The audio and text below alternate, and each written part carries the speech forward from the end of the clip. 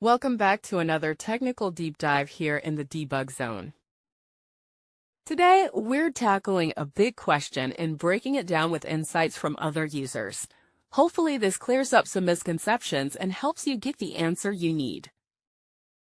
So buckle up, stay a little curious, and let's jump right in.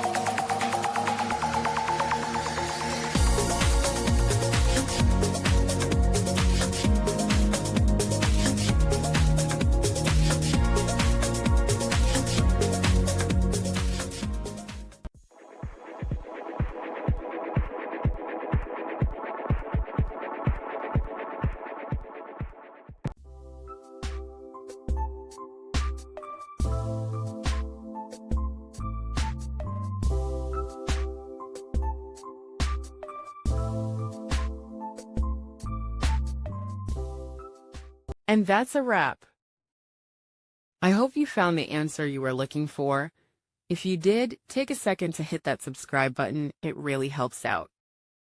And let me know in the comments which solution worked best for you. See you next time in the debug zone.